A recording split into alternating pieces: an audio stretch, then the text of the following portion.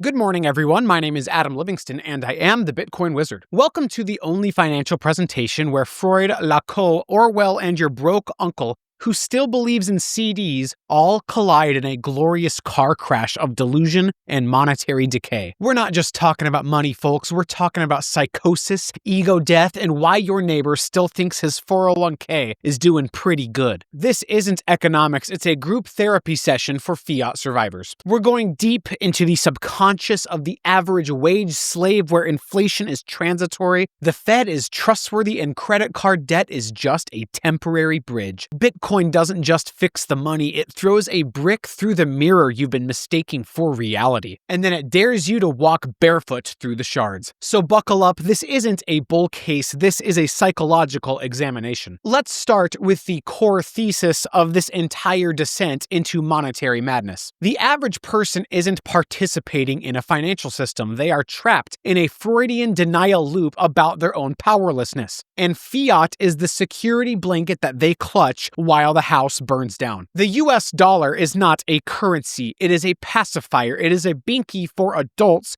who never learned object permanence except instead of peekaboo, it's where did my purchasing power go? Picture your average American, okay? They're not saving, they're surviving. They make $50K a year, pay $2,300 a month in rent for a 600 square foot apartment that smells like wet drywall and old lasagna, and lease their Toyota Camry at an 18% APR, and pray their DoorDash side hustle keeps their cat fed. But then ask them about the economy. I don't know, man, the Fed's got it under control. That's what we call Freudian denial, folks. The repression is industrial grade, like, I only check my bank account by turning brightness all the way down, and squinting levels of repression. And then they rationalize the suffering. Oh, you know, I'm investing in myself right now. College debt is character building. Then they project the dysfunction. Bitcoiners are toxic. No, sweetheart. What's toxic is thinking a 2% raise matters when your grocery bill is up 40%, and you're financing a new mattress at 36 months because you can't afford to dream anymore. Most Americans live in a hyper-real theater of fake wealth, where 4-digit checking account balances are worshipped like totems. 401ks are modern relics of hope, like cave drawings of animals we no longer have the tools to hunt. Their wages are being debased in real time, but they can't see it because their ego won't let them. To admit it would mean accepting they've been lied to, looted, and led astray their entire adult lives. And no one wants to look in that mirror. Bitcoin is the real. It's not just some internet token. It's the horrifying, inescapable truth that money isn't money anymore, and the system is designed to drain your time and call it GDP. Most people would rather believe in unicorn interest rates and safe mutual funds than admit that they're rats on a sinking ship made of Visa cards and Home Depot receipts. But Bitcoiners, we've passed through the fire. We took the hit to the ego. We stopped pretending that fiat made sense, and now we're here watching the circus burn down, stacking sats like they're rations in a bunker, laughing while economists on CNBC try to explain why eggs cost as much as a small firearm. So the next time someone tells you fiat isn't that bad, just smile and ask them how long they think they could survive without overdraft protection. That's not economics, that's psychological self-mutilation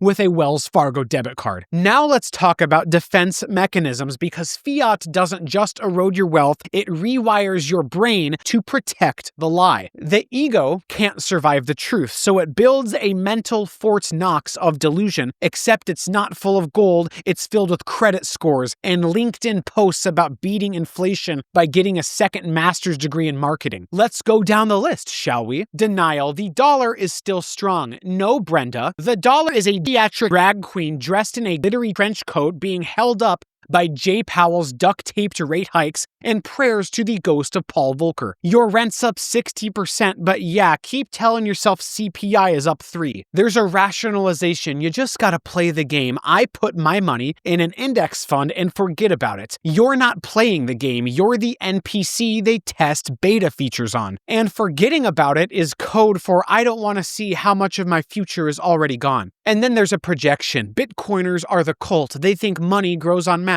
Oh, And what do you believe in? The Fed's soft-spoken fiscal necromancy? Bitcoiners didn't get scammed because we left the casino. You're just mad the roulette wheel stopped accepting your food stamps. And then there's repression, and this one's simple. Nobody wants to talk about their bank balance. Everyone's pretending it's fine, and that's why the average American has $400 in savings, a $68,000 car loan, and a gym membership they haven't used since the Obama administration. They're not saving, they're coping. And then I have a couple bonus ones that aren't even on here. Let's think of intellectualization, okay? Well, you see, modern monetary theory actually gives us flexibility in managing aggregate demand. Dude, you spent $23 on Uber Eats last night to deliver a single smoothie across town, and you think you understand macroeconomics? You're not fighting inflation, you're emotionally outsourcing your willpower to Fed policy. And then there's humor, which is the only defense that I actually respect, like when someone jokes, haha, yeah man, just gotta die before I run out of money. And that's not a joke necessarily, that's more like a desperate whimper from the abyss. And honestly, same. These defense mechanisms are not financial strategies, they're psychic armor to avoid the trauma of realizing your government, your bank, and your career all conspired to sell your future in exchange for quarterly GDP growth and housing starts in Delaware. And the worst of all, you weren't even invited to the meeting. You just got the bill. Bitcoiners have swallowed the truth like an orange pill coated in broken dreams and minor hash. The normie still clings to the illusion. The Bitcoiner, he laughs at the ruins and sets up cold storage. Jacques Lacan, French psychoanalyst, chain smoker, and intellectual war criminal, gave us the mirror stage. The moment a child sees their reflection and mistakenly believes, that's me. The child doesn't recognize the difference between the image and the self. It's cute when you're a baby, but it's downright terrifying when you're 38 and refreshing your Wells Fargo app like it's a mirror that will tell you you're still okay. In fiat lands, the mirror is your account balance. You see $4,278 and think, I'm doing fine, but that number is not money. It's a temporary illusion of purchasing power, rendered in glowing pixels floating on a server run by the same institutions that devalue it every second you breathe. Normies don't hold money, they hold a selfie of money, a JPEG of value, a 2D reflection of what their labor used to mean before Jerome Powell started mainlining ZERP like a junkie in an Armani suit. Meanwhile, the coiner looked into that same mirror and saw the glitch. He saw the number on the screen that wasn't stable, wasn't safe, and wasn't sovereign. It was a trap. The Bitcoiner sees his net worth and says, it's still not enough. Fiat is cancer. I need more sats. So you know what the mirror stage looks like today? It's people thinking they're middle class because they drive a leased BMW, order $17 salads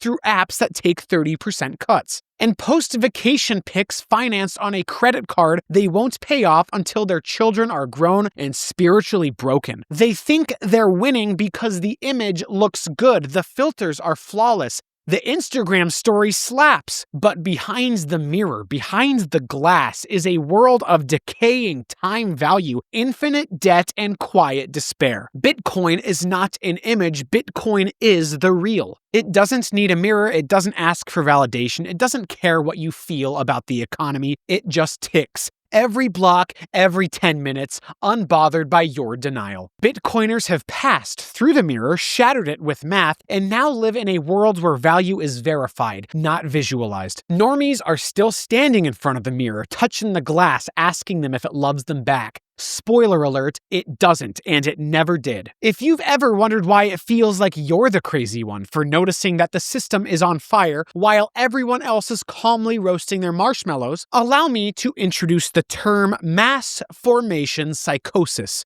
A psychological state where crowds enter a kind of collective hallucination, trading reason for group belonging and surrendering truth in exchange for peace of mind. This isn't conspiracy, it's textbook crowd psychology. The recipe is simple. chronic isolation, existential anxiety, loss of meaning, and a unifying myth that makes the pain feel worth it. In America, the myth is fiat, the story that if you just work hard, budget better, stop buying lattes, and believe in the system, you'll make it. But you won't. You're not rising. You're treading water in a whirlpool, and every year the drain just gets wider. The average person doesn't want the truth. They want sedation. They want to belong to the group that still believes the Fed is in control, that inflation is transitory, that buying the dip on the S&P will somehow reverse the fact that they can't buy their antidepressants. You think you're debating somebody about Bitcoin. You're not. You're interrupting a collective religious ceremony held in the name of Visa, Vanguard, and Janet Yellen. So my fellow Bitcoiner brethren, these people aren't dumb. They're hypnotized. They don't think fiat works. They just believe there is no alternative, which is another way of saying, please don't take away my cage. I've decorated it with reward points. And Bitcoiners, we broke the trance. We were the heretics who stood up during the ritual, knocked over the communion wine, and screamed, this isn't salvation. It's a Ponzi scheme with an interest rate dial. We stopped pretending that 40-year mortgages and $1,200 rent for a 300 square foot moldy rat box was freedom. We woke up in the Matrix, saw fiat for what it was, the simulation of value, and started hoarding digital truth while everyone else clung to the lies that were soothing. If you want to measure how deep the psychosis runs, just ask someone, would you rather hold Bitcoin or dollars for the next 10 years and watch their eyes glaze over, listening for the talking points they've memorized? That's not analysis, that's hypnosis. You don't argue with the hypnotized, you walk away, you stack sats, and then you wait for the spell to break.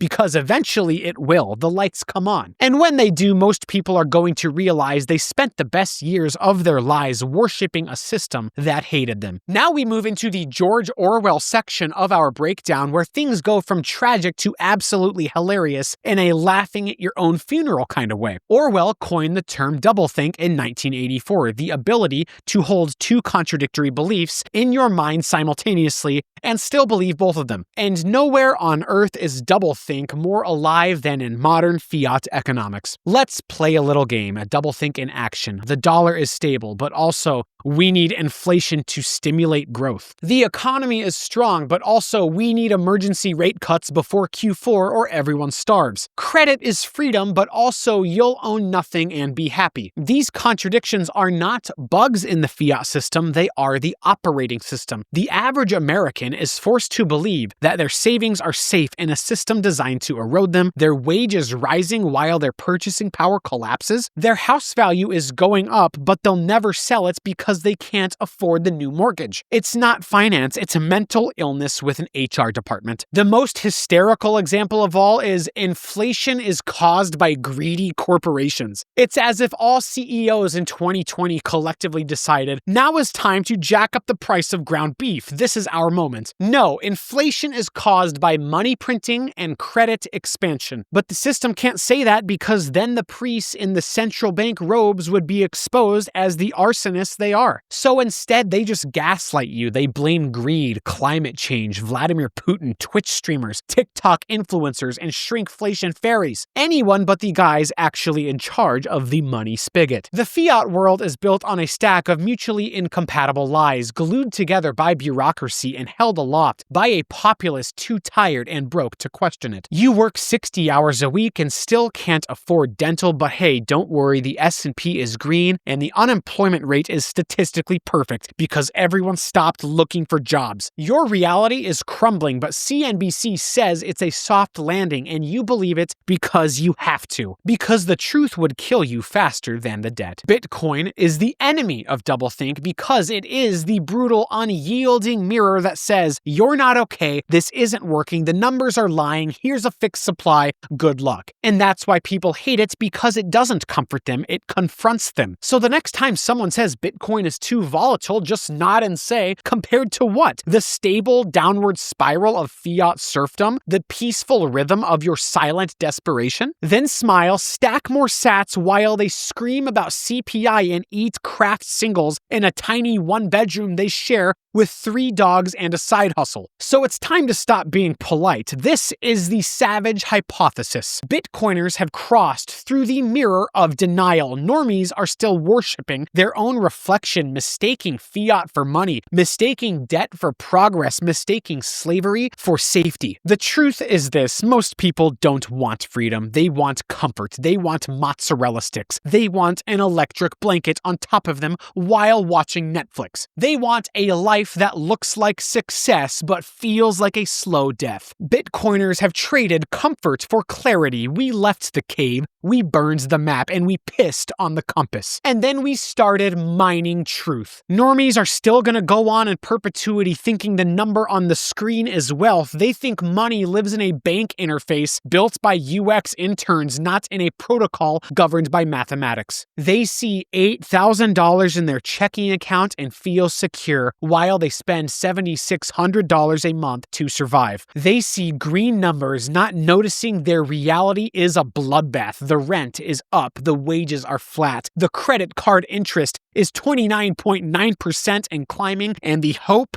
is extinct. But still they say Bitcoin is too risky. Too risky, eh? Well, you live in a country where a flat tire can bankrupt you. Your dental insurance is a punchline of a joke. Your healthcare plan is a GoFundMe link. You call that stability? The only reason your life hasn't completely collapsed yet is because the system is duct taped together with borrowed time and Chinese credit markets. And even then, you're still one pink slip away from eating beans in the dark while your neighbor mines Bitcoin on stolen electricity and becomes a millionaire. The fiat user is the man in Plato's cave, but he paid for the chains on Afterpay. The Bitcoiner is the freak who said, "This isn't light, it's shadows. These aren't dollars, they're IOUs from a dying empire." So we left, we opted out, we became economic exiles living in digital territory, governed by code, immune to the whims of senile policymakers and bureaucratic sorcery. So Bitcoiners don't beg for mercy from the system. We leave it behind and laugh while it decays. We are savages, yes, but we are free and we are right. Normies are still clapping at the movie, still praising the Fed like it's Jesus with a calculator, still believing the mirror is real and the cracks are just part of the design. So the savage hypothesis here is this: we're not early adopters, we're survivors, and one day when the lights go out, the banks freeze, the checks bounce, and the mirror shatters completely, we will still be here, alone maybe, but holding the only truth that can't be printed away. So here we are, the end of the road. If you've made it this far, you now understand something horrifying. Fiat isn't just broken, it's a psychological parasite. It feeds off denial, it survives on obedience, it keeps you asleep just long enough to steal everything you've ever worked for and blame you for not budgeting better. Let me ask you plainly, do you really think this is sustainable? Do you think your little retirement app showing you coasting into a beach house on $800,000 in an index fund is going to protect you when the real economy gets rug pulled by terminal debt and AI-generated unemployment? Do you think your job, your savings, your pension, your bank, your country actually care about you? Or are you just clinging to the mirror, hoping it doesn't crack before your next vacation payment clears? Because here's the truth, friend, you've been lied to. You were sold a narrative that fiat was safe, that slow theft was sound policy, that inflation was healthy, that retirement was just a few good years of grinding away. But you're not retiring, you're decaying, quietly, month by month, while the cost of existence floats upward like a balloon tied to nothing but elite optimism and rigged spreadsheets. So now you have a choice. You can go back to your reflection, back to the fake numbers, the filtered dashboards, the Roth IRA worship services, the inflation-adjusted lies, the Dave Ramsey YouTube videos, or you can step forward into reality, into volatility, into radical personal responsibility, irreversible self-awareness, and a form of wealth they can't dilute, devalue, or delete. Because when the last mirror breaks, and it will, there will be two kinds of people left. The ones crying over their frozen bank accounts and vanished safe investments, and the ones smirking quietly, cold storage in hand, watching the system collapse exactly as they said it would. So ask yourself, which are you, a mirror worshiper or a mirror breaker? My name is Adam Livingston, and I am the Bitcoin Wizard. Thank you so much for watching. If you enjoyed this content, like this video, subscribe to the channel, help the algorithm so I can continue to spread the orange pill and the orange gospel to the masses. Thank you so much. Have a wonderful day. Don't party too hard. Class dismissed.